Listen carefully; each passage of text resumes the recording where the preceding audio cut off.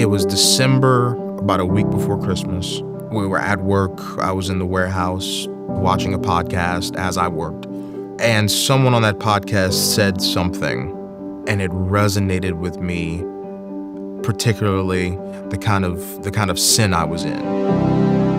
I had just went through a pretty bad breakup, and I was trying to fill that hole with all the wrong things. And he was bringing up the sin of lust. And that's where I had been falling short.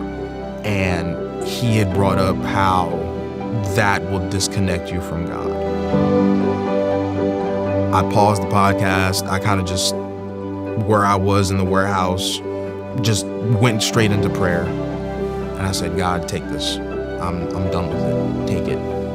Take this sin, take this evil nature, these bad spirits, replace them with you. Replace them with your spirit. You guide me from here on out. No more this earthly desires of the flesh, whatever they may be. You lead me. And the first person I told after this happened to me was Damon, my boss. And I asked him, where do you go to church and what's it like? And he told me about the Bayou.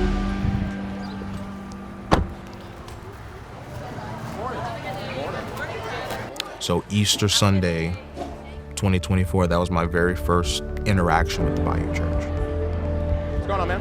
How you doing? And the more and more I surrendered myself to God and His will, is the more and more I felt the need to be in a place with others who were like me. I'll catch you guys later, all right? Y'all will go. I look forward to coming to church every single week. Can't wait to hear more about God's word. I can't wait to come back in here and pray with everyone again. I can't wait to come back and worship with everyone again.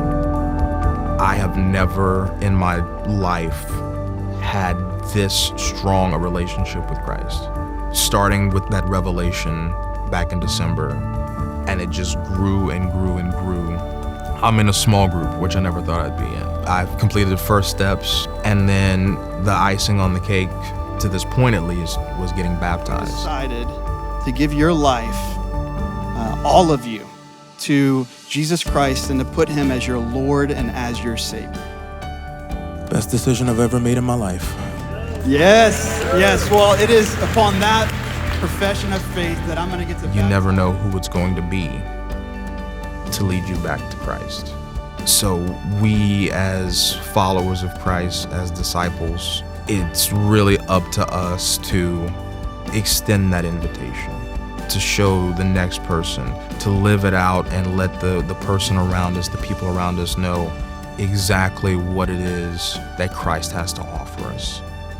And it feels so refreshing to know that I'm around people here at the Bayou that feel the exact same way.